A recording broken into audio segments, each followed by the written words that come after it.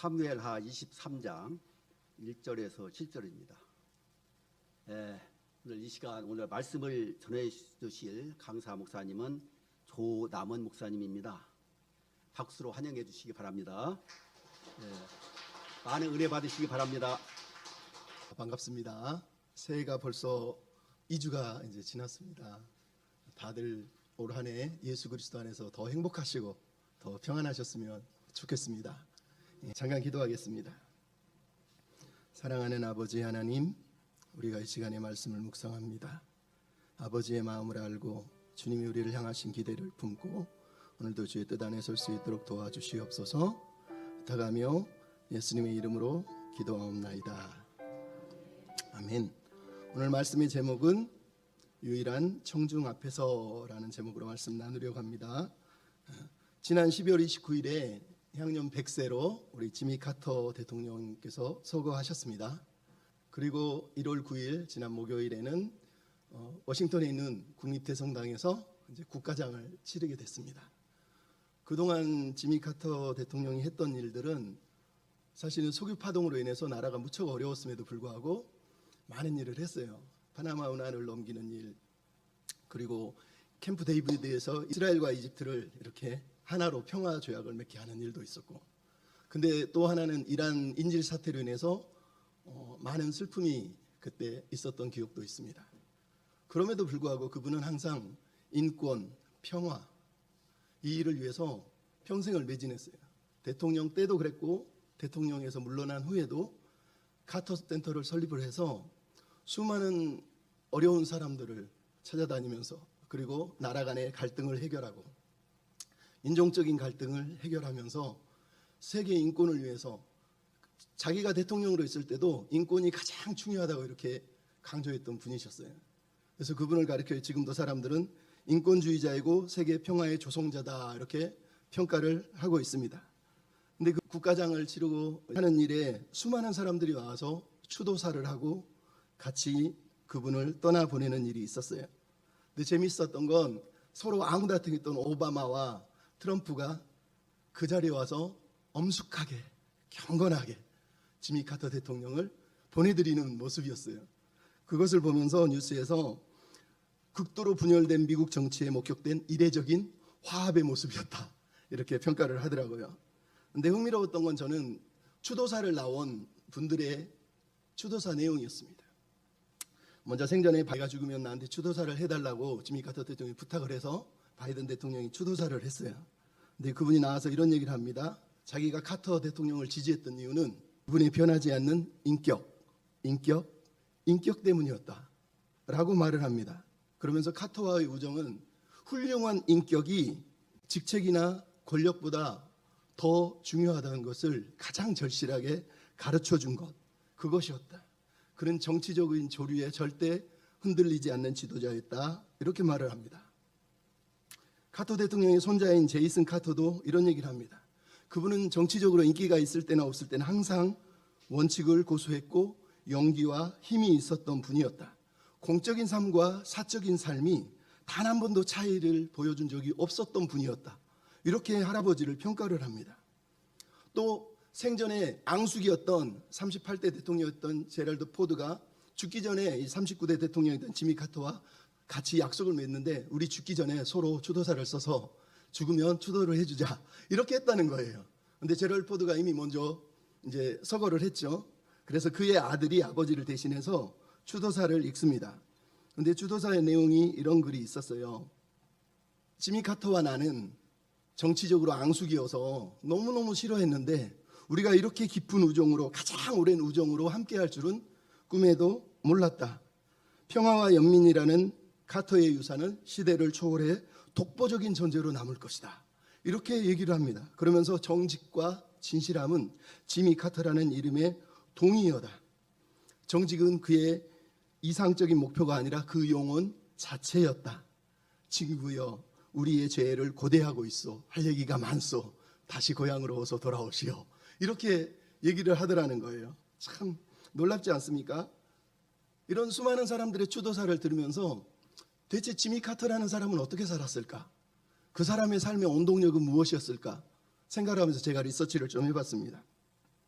그분이 대통령이 되어서 이런 얘기를 했다고 그래요.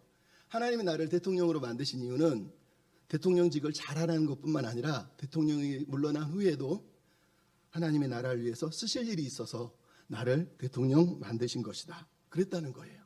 그리고 우리가 알지만 그분은 대통령이 돼서 그리고 물러나서도 돌아가실 때까지 자기 고향 교회에서 주일학교 교사로 섬기면서 평생 주일학교 교사가 하나님이 나에게 주신 사명이다.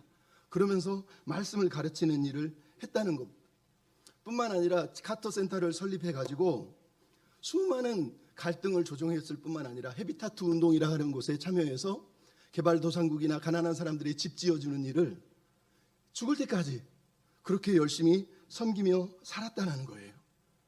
그분이 했던 가장 중요한 말이 모든 크리스찬은 망치의 신학을 가지고 있어야 된다. 망치 신학이라는 게 뭐예요? 현장에서 하나님을 있는 삶을 보여주는 거라는 거예요. 그래서 AP통신은 1일날 카터 대통령을 이렇게 평가했어요. 카터는 신앙을 모든 정치와 삶의 영역에 투영했던 사람이다. 놀랍지 않습니까? 나아가서 마틴 루터킹 주니어의 딸인 버니스 킹 목사라고 하는 분이 이런 얘기를 합니다. 카터는 평화와 연민의 사람이었을 뿐만 아니라 예수의 삶과 예수님이 세상에서 어떻게 사람과 소통하고 살았는지를 보여주기 위해서 항상 고민했던 사람이었다. 이렇게 평을 하더라고요. 이 지미 카터의 이 인생을 보면서 대체 그가 어떻게 살았을까? 그 원동력이 바로 신앙이었다는 거예요. 그게 참 은혜가 되었습니다. 여러분, 지미 카터의 삶에 대한 사람들의 평가를 생각해 보십시오. 사람들이 여러분을, 나를, 여러분의 인생을 지금 어떻게 평가하고 있는 것 같습니까? 오늘 본문 마지막 말을 하는 또 한 사람이 있습니다. 이 사람은 물론 남이 평가하는 건 아니지만 자기 자신이 하나님 앞에서 그리고 사람들 앞에서 자기 자신을 지금 평가하고 있어요. 그게 오늘 본문 사무엘상 23장 1절부터 7절에 나오고 있는 내용입니다. 물론 이 본문은 메시아 오라클이라 해서 메시아 예언에 대해서 장차 오실 예수님과 예수께서 이 땅에서 이루실 하나님 나라의 모습들을 예언해 주고 있지만, 그럼에도 불구하고 이 말씀은 후대의 왕들과 또 백성들에게 나는 이렇게 살았다, 당신들도 이렇게 살았으면 좋겠어 라고 하는 자기 인생에 대한 평가입니다. 그리고 신앙 고백입니다. 내 삶에 대한 요약이에요. 나는 이렇게 살았으니 여러분도 이렇게 살았으면 좋겠습니다 라고 지금 말씀을 하고 있는 거예요. 그래서 마지막 말이라고 한 단어는 유언이 아니에요. 유언은 이제 열왕기 상에 보면 2장에 자기 아들에게 유언하는 내용이 나오거든요. 그래서 이 본문에 나오는 마지막 말은 유언이 아니라 자기 인생에 대한 요약이에요. 아까도 말씀드렸지만 자기 인생을 스스로 하나님 앞에서 사람 앞에서 평가하는 거예요. 여러분도 이렇게 살았으면 좋겠습니다 라는 거죠. 특히 5절에 보면 나의 집이 하나님 앞에서 이와 같이 아니하냐, 즉 나는 이렇게 살았어 라고 자기가 온몸으로 살아낸 삶에 대한 평가와 의미를 부여하고 있고 믿음을 증언하고 있는 내용이 오늘 본문에 나오는 거예요. 그럼 여러분의 인생은 어떻게 평가를 하고 싶고 받고 싶습니까? 우리 인생의 평가는 내가 선택한 것, 내가 결정한 것을 통해서 거기에 의미가 부여되고 그 의미에 대해서 평가할 수 있는 거예요. 그러므로 내가 무엇을 선택했고 무엇을 결정했고 그것이 내 인생을 가장 귀하게 만드는 거예요. 오늘 본문의 다윗은 우리에게 자기 자신을 이렇게 소개하고 자기를 평가하고 있습니다. 한번 따라합시다. 나는 하나님을 예배하는 예배자입니다. 오늘 본문 1절 마지막에 나는 이스라엘의 노래 잘하는 자다라고 자기 자신을 소개합니다. 여기서 노래 잘하는 자는 나는 가수다 이런 것처럼 노래를 잘했다 이런 의미가 아니에요. 시편을 보십시오. 다윗이 지은 시들이 얼마나 많습니까? 즉 그는 하나님을 예배하는 예배자, 하나님만 찬양하고 하나님만 묵상하고 하나님만 높였다라고 자기 자신의 이름을 스스로 정의하고 있는 거예요. 여러분, 인생을 살면서 내 마지막 말이 나는 인생 고집쟁이였어, 나는 구두쇠였어, 나는 참 제대로 못 산 것 같아, 그게 자기 평가거든요. 근데 다윗은 자기 인생을 그렇게 평가하지 않고 나는 이스라엘의 노래 잘하는 자다, 나는 이스라엘에서 하나님만 높이고 예배하는 사람이다 라고 평가하고 있는 거예요. 얼마나 놀랍습니까? 실제로 22장, 23장, 24장은 사무엘서 저자가 에필로그라 그래서 부록으로 쓰고 있는 사무엘서를 마지막으로 마무리하고 있어요. 근데 재밌는 건 22장, 23장이 둘 다 노래로 시작합니다. 22장 1절도 다윗이 모든 원수에게서 하나님이 구원하신 날에 여호와 앞에서 노래의 말씀으로라고 말하면서 노래를 지금 22장 전체는 시를 노래라고 표현하고 있어요. 오늘 본문도 다윗이 스스로 나는 이스라엘은 노래 잘하는 자야 그러면서 성령이 내 혀에 말씀을 주셔서 내가 하나님을 찬양하고 있어라고 어떤 의미에서 고백하고 있는 내용이 오늘 본문의 내용이란 말이죠. 그런데 재밌는 게 뭐예요? 자기 자신을 노래 잘하는 사람, 예배자라고 소개하고 있다는 거예요. 그럼 그게 놀라운 거예요. 여러분 같으면, 여러분이 다윗의 인생을 사셨다면 여러분이 이렇게 표현할 수 있겠습니까? 아마 우리는 그럴걸요. 나는 왕이야, 권력자야. 나는 하나님을 믿어서 부자가 됐고 엄청난 부를 누리고 있는 왕이야. 누가 나를 대적할 수 있겠냐? 나는 대단한 용사야, 골리앗도 물리친 사람이야 라고 자기 자신을 홍보하지 않겠습니까? 근데 다윗은 그렇게 자신을 홍보하지 않아요. 오히려 뭐라 그럽니까? 나는 하나님만 노래하고 예배하는 예배자였다라고 말하는 거예요. 왜요? 1절에 써 있잖아요. 자기가 받은 은혜 때문이라는 거예요. 이 1절의 단어들은 이새의 아들, 높이 세워진 자, 하나님께로부터 기름 부음 받은 자. 먼저 이새의 아들이 누굽니까? 그것도 8째 아들 하카탄이라 그래서 쓸모없는 하찮은 인간이라는 의미예요. 막내 아들은 7번째가 아니라 8번째 아들은 말 그대로 카운팅도 되지 않는 하찮은 존재라는 뜻이에요. 그런 이새의 아들을 하나님께서 높여주시고 기름 부어 주셨다라고 지금 고백하고 있는 거예요. 20장 1절부터 51절은 하나님이 나를 구원하시고 나에게 베푼 은혜가 얼마나 많은지라고 말하면서 50절 51절에 보면 내가 만민 중에 주께 감사하며 주의 이름을 찬양합니다. 여호와께서 큰 구원을 주시고 기름 부은 자들에게 큰 헤세드 은혜를 베푸셨습니다 라고 고백해요. 즉 다윗이 노래하는 이유는, 다윗이 자신을 예배자라고 고백하는 이유는 하나님이 베푸신 은혜 때문이에요. 너무너무 큰 은혜를 받았다. 나같이 하찮고 쓸모없는 사람을 하나님이 높여주셨다라고 얘기하는 거예요. 그러면 여러분 왜 자신을 예배자라고 소개할까요? 다윗은 예배자로만 자기를 인정해 주기를, 사람들이 자기를 평가할 때 저 사람은 예배자였어라고만 평가해 주기를 원하고 있는 거예요. 여러분 우리는 그렇게 평가를 받고 싶은 사람들이 생각보다 많지 않아요. 저 사람 대단했어, 부자였어, 뭐 큰 집 가졌어, 뭐 부동산 잘 됐어, 뭐 자녀들 잘 됐어, 자기를 그렇게 평가해 주기를 바라는 사람들이 얼마나 많습니까? 근데 다윗은 그런 평가를 원하지 않았어요. 오히려 다윗은 나를 예배자로만 받아달라는 거예요. 왜요? 여러분 6절에 나오는 6절 7절은 1절 2절에 대한 히브리 평행법이라 그래서 반대쪽에 다른 존재에 대해서 설명을 해주고 있어요. 근데 뭐라 그러죠? 사악한 자는 다 내버려질 가시나무 같다. 손으로 만질 수 없어서 창이나 칼로 베어다가 불에 불살라야 된다는 거예요.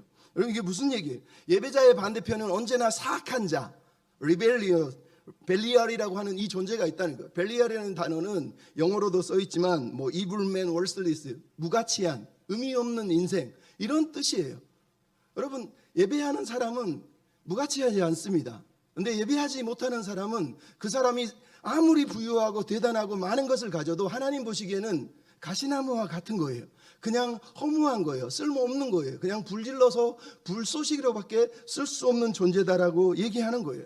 근데 여러분 사무엘상에서, 사무엘 하에서 벨리알은 누굽니까? 언제나 다윗의 반대편에 있는 사람이에요. 누구예요? 사울을 말합니다. 사울은 위대한 이스라엘의 첫 번째 왕이었고 권력을 가졌고 수많은 사람들을 권력으로 죽여가면서 자기 정권을 유지했던 사람이에요. 근데 그는 하나님의 말씀을 듣고도 단 한 번도 제대로 하나님께 순종하지 못한 무가치한 인생을 살다 허무하게 벳산 성벽에 못이 박혀 온몸이 갈게 찢겨서 죽었던 사람이에요. 그는 가시나무예요. 그런 인생을 다윗은 살고 싶지 않고 그런 평가를 받고 싶지 않아요. 나는 예배자지 가시나무 인생처럼 살고 싶지 않다는 거예요. 여러분은 어떻습니까? 여러분은 예배자입니까? 아니면 가시나무 인생을 살고 싶습니까?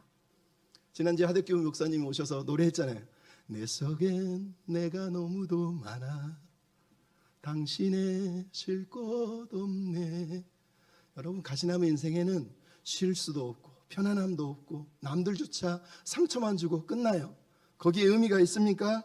없습니다. 그래서 다윗이 말하는 거예요. 내 인생을 예배자로 받아달라는 거예요. 왕이었네, 부자였네, 용사였네 그런 이름들은 의미 없는 거예요. 왜? 사람들이 다윗을 보고 하나님을 믿으면 우리도 왕처럼 권력을 누리고 명예를 누리고 부를 가질 수 있어 이런 착각을 할까 봐 그것을 거절하고 있는 거예요. 하나님을 믿습니까? 하나님이 우리를 부르신 이유의 목적은 하나예요. 예배하는 사람으로 부르신 거예요. 다른 이름은 의미가 없다는 거예요. 근데 우리는 자꾸 다른 이름을 취하고 싶어요. 하나님을 믿어서 잘 되고 성공하고 하나님을 믿어서 뭔가를 누리고 그것이 진짜 내 이름이라고 믿는 거예요. 근데 다윗은 아니라고 말합니다. 우리가 가질 이름은 하나예요. 나는 예배자입니다. 여러분, 미국의 유명한 부자 중에 한 사람이 하워드 휴즈라고 그럽니다. 1905년부터 1976년을 살았던 사람이에요. 너무 잘생겼고 너무 똑똑했고 돈이 너무너무 많아서 항공사, 숙박업, 연극, 문화계, 영화계 그리고 수많은 여자들과 연문을 뿌리면서 살았던 사람. 그 사람의 일생을 다룬 영화가 에비에이터라고 합니다. 근데 그 영화에 보면 이 사람의 인생이 말년이 얼마나 추한지 몰라요. 그렇게 부유하게 살았던 사람이 나중에 죽을 때는 뭔가 막 오염될까 봐 자기 방을 아무것도 세균이 틈타지 못하도록 밀봉해서 그 안에서 살다가 나중에 죽을 때 막 허리까지 머리가 길어서 내려가고 손톱이 마귀알몸처럼 길어가지고 그렇게 있다가 죽었어요. 그의 죽음의 장례식에 사람들이 온 게 아니라 싫다고 거부를 했다라는 거예요. 여러분, 아무리 많이 누리고 가지고 살았던 그 인생이지만 그의 말년을 볼 때 그가 얼마나 허무하게 살았는지 알 수 있단 말이죠. 비참하지 않습니까? 그 인생이 가시나무 인생이에요. 하지만 우리가 잘 아는 헨리 나우엔이라고 하는 교수님이 있어요. 하버드에서 예일에서 가장 대단한 교수였던 그 사람이 하나님을 만나고 하나님의 마음을 깨닫고 나서 선택한 곳이 캐나다의 데이브레이크라고 하는 장애인 공동체예요. 죽을 때까지 거기 가서 가난한 영혼들, 상처받은 영혼들, 어려운 심령들을 섬기고 닦아주고 똥 치워주고 그렇게 살았어요. 자기 동생인가 형을 무시했어요. 왜 저렇게 살아? 근데 형이 장례식 날 전 세계의 수많은 사람들이 자기 형 장례식에 참여해서 형을 조문하는 걸 보고 이 사람이 기겁을 했어요. 우리 형이 이렇게 대단한 삶을 살았다고? 놀란 거예요. 여러분, 하워드 휴즈의 인생과 헨리 나우엔의 인생 중에 어느 인생이 더 하나님 보시기에 아름답겠습니까? 하나님을 예배하는 사람은 헨리 나우엔처럼 하나님만 예배하고 하나님의 마음으로 살아가는 거예요. 그런 사람의 삶에 허물한 존재하지 않아요. 여러분, 다윗이 자기 인생을 두 번째 평가합니다. 제가 이렇게 요약했어요. 따라합시다. 내 삶은 하나님 때문에 의미로 충만했습니다.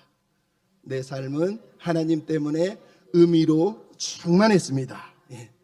여러분, 당신의 삶을 어떻게 요약하고 싶습니까? 어떤 분들은 그럴 거예요. 내 인생 힘들었어. 갈등도 많았고 절망도 많았고 수고도 많았고 아팠고 나 왜 이렇게 살았는지 몰라. 여러분, 우리 인생을 그렇게 평가한다면 그것도 나름의 평가이지만 거기에 어떤 의미가 있을까요? 슬픈 요약 아닙니까? 누구나 살다 보면 힘들게 살 수 있습니다. 어렵게 살 수 있어요. 다윗은요, 우리가 아는 가장 나쁜 죄도 저지른 사람이에요. 그죠? 살인도 저질렀고 간음도 저질렀고 추한 죄를 많이 저지른 사람입니다. 물론 엄청 많이 저지르는 건 아니에요. 그러나 그렇다고 그래서 다윗이 자기 인생을 내 인생은 고해야, 내 인생은 너무 힘들었던 것 같아, 난 부끄러워. 여러분, 다윗이 이렇게 고백했나요? 아니요. 오늘 보면 3절 4절에 보면 이렇게 얘기합니다. 이스라엘의 반석이 말씀하시기를 사람을 공의로 다스리는 자, 하나님을 경외로 다스리는 자, 그는 돋는 해 아침빛 같고 구름 없는 아침 같고 비 내린 후에 강선으로 인해서 땅에서 옮도는 새 풀 같으니라. 이게 다윗의 평가입니다. 하나님이 그것을 요청했고 다윗은 그렇게 산 거예요. 4절에 뭐라고요? 구름 없는 아침, 그 아침에 떠오르는 태양, 비가 내린 후에 새싹을 돋게 하는 그 태양. 이게 무슨 의미입니까? 이 이미지가 생명으로 충만한, 소망으로 충만한 이미지 아닙니까? 태양빛처럼 아침에 떠오르는 강렬한 태양, 비가 내린 후에 새싹들을 자라게 하는 그 생명을 충만하게 만드는 그 태양, 그런 태양과 같은 인생, 그것을 다윗이 자기가 살아냈다라고 사실은 평가하고 있는 거예요. 여러분, 이게 하나님을 예배할 때 주어지는 삶이에요.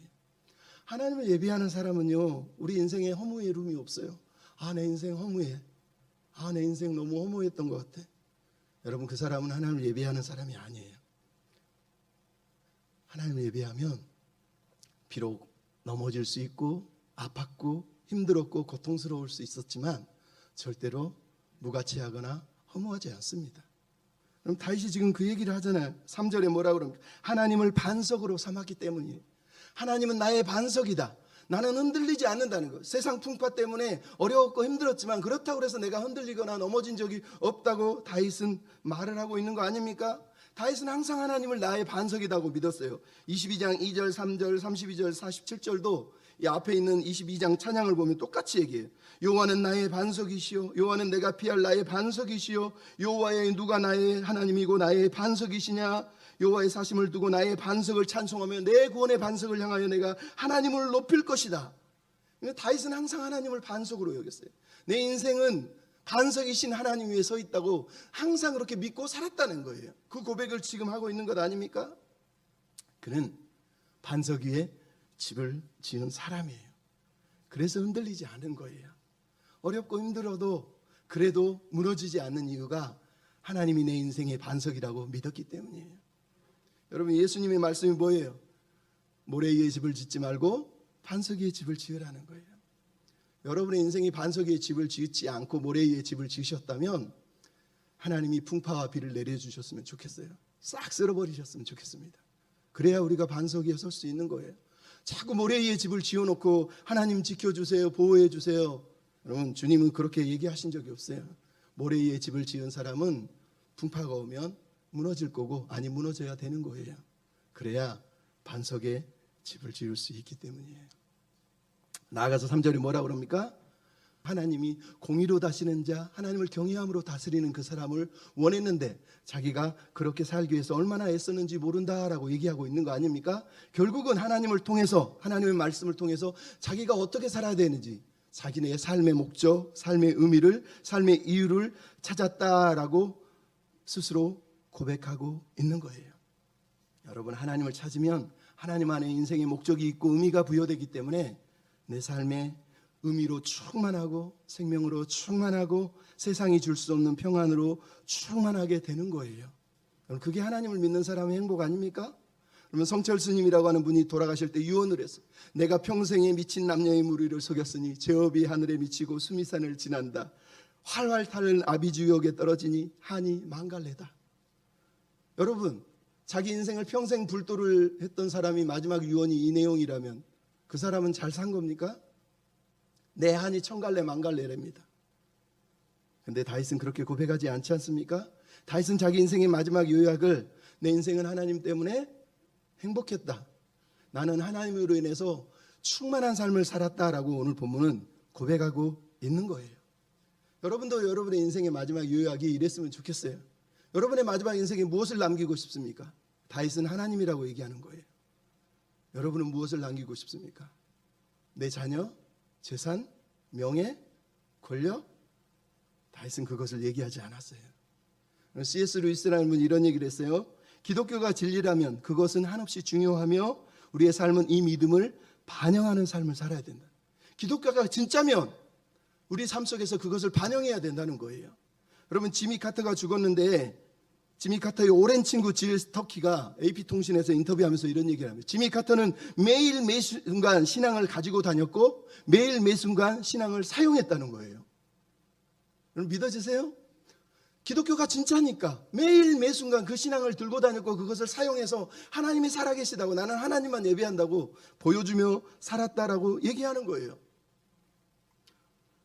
크로스 윅 헤드라인에서도 지미 카터의 명언, 그가 남긴 유언 중에 명언이라고 하는 단어들을 써서 나눈 내용이 이런 내용이 있습니다. 이렇게 썼어요. 하나님은 나의 개인적인 하인이 아닙니다. 하나님은 내 삶을 보호해 주시거나 공경으로부터 지켜주시거나 내 개인적인 욕망을 충족시켜 주시거나 나의 성공을 보상해 주시지 않습니다.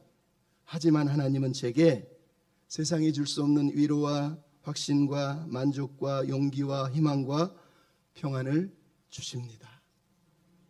여러분, 지미 카터는 다윗처럼 반석 위에 서 있었어요. 하나님 때문에 세상이 줄 수 없는 평안을 누리고 삶의 의미를 찾았고 그렇게 평생 하나님의 나라를 위해서 헌신하며 살았던 거예요. 여러분, 우리도 그런 삶을 살아야 되지 않습니까? 내 인생의 마지막을 누가 물어보면 하나님 때문에 나는 행복했어. 하나님이 나와 함께 해주셔서 난 너무 기뻤어. 여러분, 이렇게 말해야 되는 것 아닙니까? 우리가 잘 아는 블레이즈 파스칼이라고 하는 분 아시잖아요. 그분이 1654년인가요? 11월 23일 날 밤에 글을 쓰게 되는데, 그 전에 무슨 일이 있었냐면 마차를 타고 막 다리를 가는데 갑자기 마차를 끌던 말이 잉 하고 그냥 갑자기 놀래가지고 뒤로 넘어지니까 마차가 뒤집어져가지고 강 아래로 떨어지면서 거의 죽을 뻔했어요. 그 떨어지는 순간 그렇게 기도했다고, 하나님 나를 살려주시면 내가 하나님을 위해 살게요. 그러면서 처음으로 하나님을 붙들었다는 거예요. 그리고 나서 1654년 11월 23일 성 클레멘트의 밤에 밤 10시 반부터 12시까지 기도하고 묵상하고 하나님과 교제하고 하나님을 만난 기쁨의 행복에 겨워가지고 막 간증을 썼어요. 자기 기도문을 쓴 거죠. 그리고 이 안쪽에다 바늘로 꾸며가지고 넣었다고 그러지 않습니까? 그 내용 우리가 들어서 많이 알잖아요. 하나님을 만난 기쁨을 이렇게 표현했어요. 불, 아브라함의 하나님, 이삭의 하나님, 야곱의 하나님, 철학자들의 하나님이 아닌 나의 하나님, 확신, 감격, 기쁨, 예수 그리스도의 하나님, 나의 하나님, 내가 옛날엔 당신을 떠났지만 이제 당신을 영원히 떠나지 않겠습니다. 나는 당신을 절대로 떠나지 않을 것입니다. 기쁨. 이 땅에서 하루를 정진하는 동안 얻는 영원한 기쁨, 나는 당신의 말씀을 결코 잊지 않겠습니다. 그게 파스칼이 마지막에 남긴 거예요. 여기다가 뭘 남겼어요? 하나님을 남긴 거예요. 그 위대한 수학자가 나는 하나님을 예배하는 사람이었어요 라고 여기다가 자기 인생의 마지막을 요약해 놓고 떠난 겁니다. 여러분도 사람들에게 그런 요약을 남기셨으면 좋겠습니다. 마지막으로 따라합시다. 하나님이 내 삶의 유일한 청중이십니다. 네, 오늘 본문 5절 내용이 뭡니까? 나는 오직 하나님 앞에서 하나님만 바라보고 하나님만 위해서 살았다는 뜻이에요. 인생의 마지막 말은 언제나 내가 어떤 시선과 관점으로 세상을 바라보고 살았는지를 들려주지요. 근데 여러분, 우리가 이 땅을 살아가는 동안 세상이 우리에게 너무 많은 것을 애원하고 요구합니다. 우리는 세상의 이야기를 듣고 광고를 듣고 수많은 사람들의 소리를 듣습니다. 그리고 그들의 소원을 이루어주기 위해서 미친 듯이 살고 있어요. 저 사람이 너 차도 없냐? 그러면 차를 가져야 돼. 저 사람이 너 왜 집이 그 모양이냐? 그러면 더 좋은 집을 가지려. 너 왜 그렇게 가난하니? 그러면 부자가 되려고 살고. 너 왜 그렇게 살아? 그러면 그 사람이 원하는 걸 이루기 위해서 살아요. 그러니까 우리가 세상의 소리를 충족시켜주기 위해서 우리 인생에 너무 많은 청중을 두고 사는 거예요. 여기 가면 저 사람 소원, 저기 가면 저 사람 소원, 저기 가면 저 사람 소원을 이루어주기 위해서 우리는 미친 듯이 살아요. 그러다 보니 정작 내 인생의 가장 중요한 청중이시고 나를 바라보이신 단 한 분이신 하나님을 놓치고 살아간단 말이에요. 근데 오늘 본문에 다윗이 뭐라고 그럽니까? 자기 인생을 관점을 평가하면서 나는 하나님 앞에서, 내 집이 하나님 앞에 이와 같이 아니하냐라고 그가 하나님 앞에서 살았다고 말하는 거예요. 3절에 하나님께서 공의로 다스리는 자, 하나님을 경외함으로 다스리는 자를 하나님이 기뻐한다 그랬는데 5절에 그것을 응답하고 있는 거예요. 나는 하나님 앞에서 그렇게 살았다. 그래서 하나님이 그 모든 언약을 나와 먼저 맺어주시고 그 언약대로 나를 인도하시고 그 언약을 구비하셔서 다 이루셔서 그 큰 은혜 안에서 살게 해주셨다. 그래서 나는 하나님만 바라보고 최선을 다해 살았다라고 자기 인생을 평가하고 있어요. 여러분, 하나님 앞에서 하나님의 은혜 아래서 자기는 살았다고 고백하고 있는 거예요. 뿐만 아니라 뭐라고 그럽니까? 모든 구원과 모든 소원을 하나님 앞에 의탁하고 그분이 이루어 주실 것을 믿고 살았다는 거예요. 여러분, 사무엘상 22장 1절, 2절, 3절, 4절 내용이 다 뭡니까? 하나님이 전쟁의 날에 나를 구원하시고 모든 원수에게서 나를 구원하시고 그 구원의 하나님을 찬양합니다. 하나님이 언제나 구원자라는 거예요. 우리 인생의 구원은 하나님 외에 없다고 다윗은 철저하게 믿고 산 거예요. 아무리 어려워도 내 인생을 구원할 분은 하나님 외에는 없는 거예요. 우리가 그래서 여기 있는 것 아닙니까? 나아가서 뭐라 그럽니까? 나의 모든 소원을 하나님이 이루실 거래요. 여러분, 물어보겠습니다. 다윗의 소원이 뭘까요? 여러분의 평생의 소원은 무엇입니까?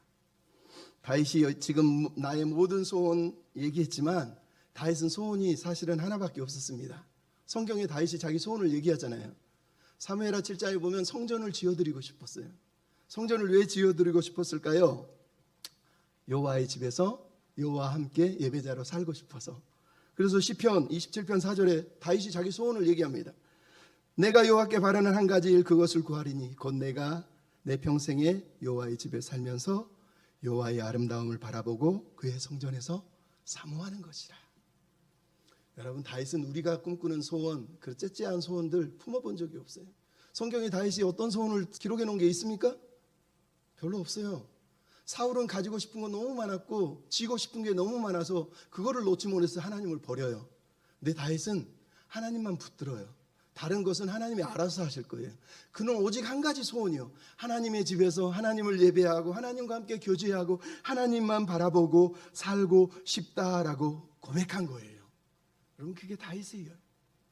다윗이 말하고 있는 이 고백의 내용은 오직 하나예요. 나는, 내 모든 소원은 하나님의 언약이 이루어지는 거예요. 하나님이 그 언약대로 나를 사용하셔서 하나님이 나를 세워주시는 거예요. 나는 그 하나님을 바라보고 사랑하고 섬기며 사는 거라고 고백하는 거예요. 여러분, 괴테가 그런 얘기를 했어요. 평생을 살면서 단 한 사람에게 모든 것을 걸고 사는 것은 진짜 사랑이다. 여러분, 그렇게 살고 있습니까?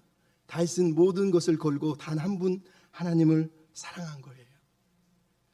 옛날에 폴 맥카튼이라고 하는 비틀즈 멤버가 2003년에 그 레리 킹 프로듀서 단 한 사람을 위해서 콘서트를 한 적이 있습니다. 그 한 사람을 위한 콘서트, 얼마나 아름답습니까? 누군가 나를 위해서, 나 한 사람을 위해서 콘서트를 해주는 거예요. 얼마나 행복합니까? 여러분, 근데 인생의 슬픈 건 우리는 단 한 사람만 있었으면 하고 하는 그 첫 마음을 다 잃고 산다는 거예요.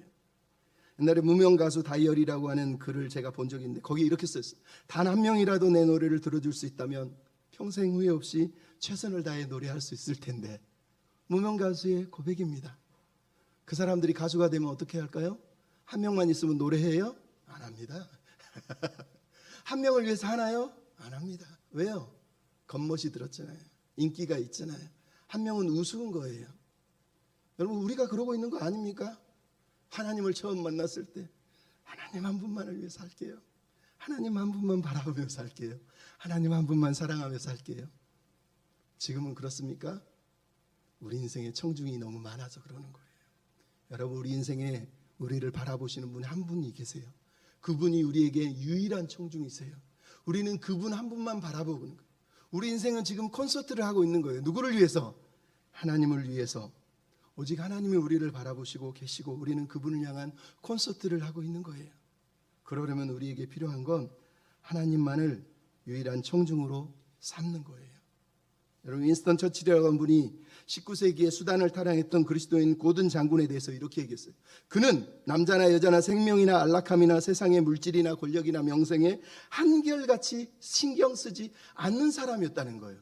왜 그랬을까요? 고든은 자기를 이렇게 고백합니다.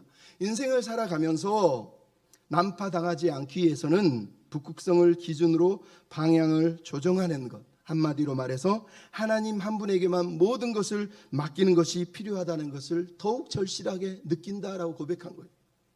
왜 윈스턴 처칠이 그 사람을 보면서 그 사람은 남자나 여자나 명성이나 권력이나 명예나 부나 이런 것들을 신경 쓰지 않고 살아라고 했다고요?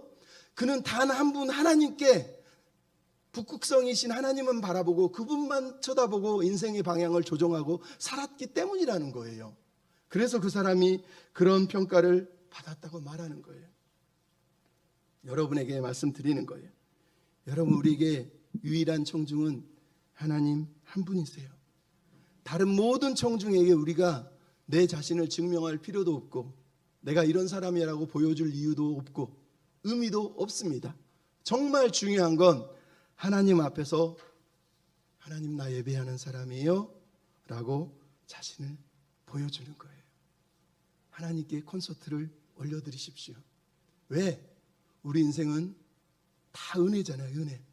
여러분이 들고 있는 것, 가지고 있는 것 중에 하나님이 안 준 게 있습니까?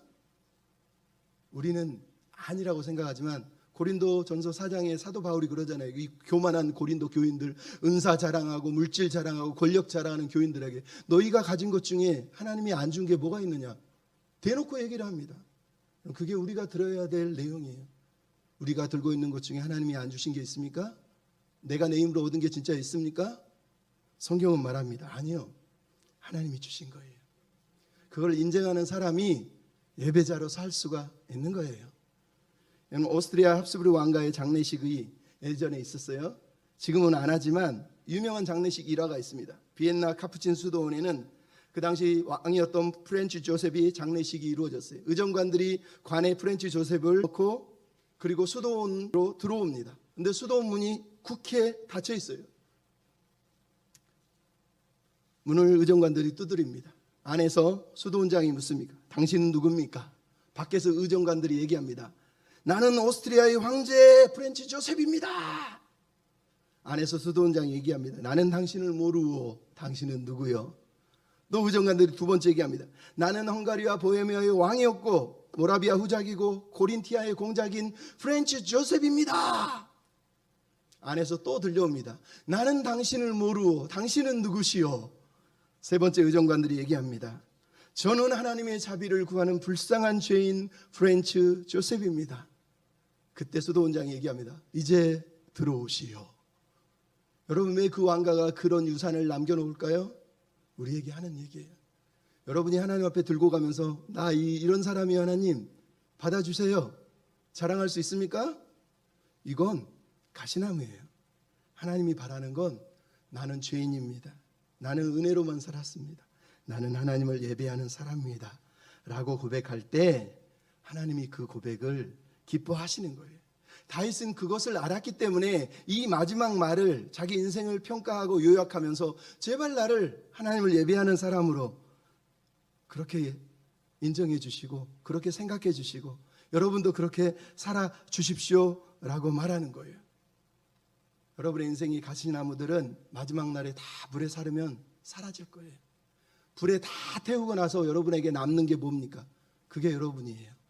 거기에 하나님이 남아 계시면 여러분은 예배자예요. 근데 거기에 아무것도 없으면 여러분은 가시나무예요. 허무예요, 허무. 그래서 우리는 하나님만 예배하고 하나님만 우리 인생에 남기를 기도하고 은혜로 살고 감사로 사는 그런 저와 여러분이 돼야 돼요. 여러분, 사도 바울이 디모데후서 1장 12절에 뭐라 그럽니까? 내가 믿는 자를 내가 알고 내가 의탁한 것을 그날까지 그분이 능히 이루실 것을 나는 확신합니다 라고 말하면서 자기 인생을 하나님께 맡겼대요. 그래서 나는 부끄럽지 않다라고 사도 바울이 고백을 합니다. 여러분도 그래야 돼요. 내가 나를 뜻이고 내가 믿는 그분을 나는 알고 그분께 모든 것을 의탁하고 나는 살고 있다. 나는 부끄럽지 않다. 이렇게 고백해야 돼요. 그럼 이제 마무리를 하려고 합니다. 제가 좋아하는 분 중에 스탠리 존스라고 하는 선교사님이 있어요. 그분이 순례자의 노래라고 하는 책을 썼는데 거기에 보면 이런 얘기가 나와요. 제가 너무 좋아하는 구절이에요. 내 믿음의 상처는 많지만 내가 믿고 사는 날 동안 상처는 많았지만 그 상처 아래 의심은 없다. 그 상처 아래 의심은 없다. 그리스도께서 평생의 동의와 협조로 나를 부르셨기 때문이다. 내가 부르는 노래는 내 평생의 명곡이다. 내 노래의 제목은 예수 그리스도다. 그것은 한때 젊은 날 혈기로 부른 노래도 아니고 이제 80세 죽어가는 나이에 부르는 그냥 인생에 대한 희한과 슬픔 속에 부르는 냉소적인 노래가 아니다. 내가 18살 예수 그리스도를 처음 믿었을 때부터 지금까지 내가 그리스도이라는 사실이 나는 신명이 난다. 신명이 난다. 여러분, 이게 스탠리 존스의 마지막 고백이었어요. 여러분, 다윗의 고백과 스탠리 존스의 고백이 뭡니까? 나는 하나님 때문에 행복했습니다. 나는 하나님 때문에 행복했습니다. 이렇게 고백한 거 아닙니까? 여러분, 지미 카터가 암이 걸렸어요. 9순이 넘어서 암이 걸렸는데 사람들 앞에 이렇게 얘기했어요. 이제 제 자신의 모든 것이 하나님의 손에 달려있음을 느낍니다. 멋진 인생이었고 흥분되고 모험이 가득 찬 삶이었습니다. 이렇게 고백을 했어요. 그리고 죽기 전에 지미 카터 위즈덤이라는 책에 보면 이런 고백을 합니다. 주님, 오늘 제가 간구할 지혜가 무엇입니까? 물어봅니다. 그리고 대답합니다. 그리스도가 내 안에 살아계시는 바로 오늘이 내 인생 최고의 날입니다. 멋있지 않습니까? 여러분, 다윗처럼 스탠리 존스처럼 그리고 지미 카터 대통령처럼 나는 예수 안에서 너무 행복해. 내 평생의 행복은 예수 그리스도야. 나는 하나님만 예배하는 사람이야. 이렇게 고백하며 사는 저와 여러분이 됐으면 좋겠습니다. 우리 찬양 부르시면서 나의 평생에 가장 잘한 일, 나의 평생에 가장 행복한 거 예수 믿는 거야. 이런 고백을 우리 함께 드리면서 준비하신 예물을 함께 올려드리겠습니다. 하나님, 나는 아이처럼 예배자로 평생 주님만 섬기고 주님 때문에 감사하고 주님만 간증하고 그렇게 살겠습니다. 이런 믿음의 고백을 드립시다. 나의 평생에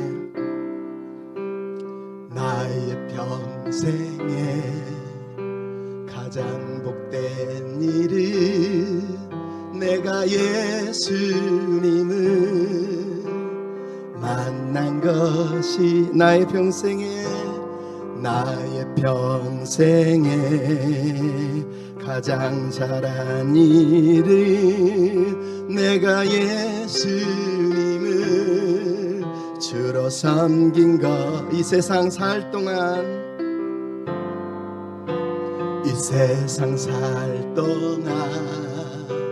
내가 걷는 길이 때론 험하여서 넘어질 주의 강한 손이 나를 붙드시니 나는 예수님만 주로 섬기며 살리. 나는 주를 섬기는 것에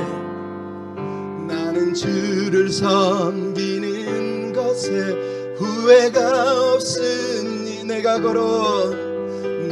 걸어온 모든 시간 다 주의 은혜니 내가 걸어갈 모든 날도 주만 섬기며 살리. 오직 예수 이름 부르며. 처음부터 다시 고백합시다. 나의 평생에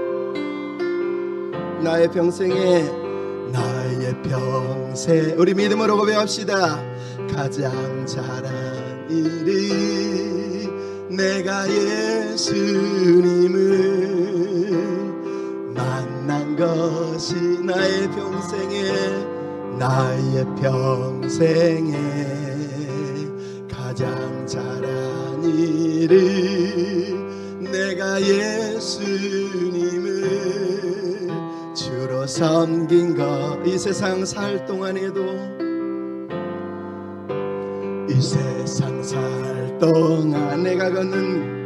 내가 걷는 길이 때론 험하여서